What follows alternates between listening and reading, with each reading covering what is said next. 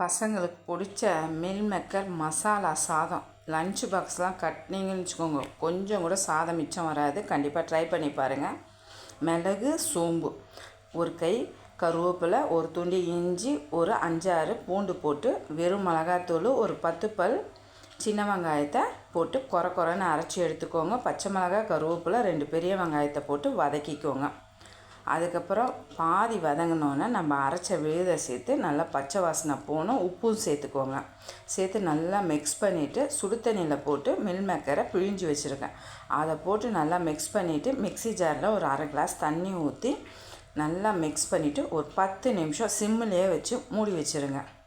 அதுக்கப்புறம் கரம் மசாலா ஒரு 1/2 ஸ்பூன் போட்டு மிக்ஸ் பண்ணி கருவேப்பிலை போட்டு பச்சை மிளகாய் 1 கீரி சேர்த்து நீங்கள் சாதத்துக்கூடையும் வச்சு சாப்பிட்லாம்.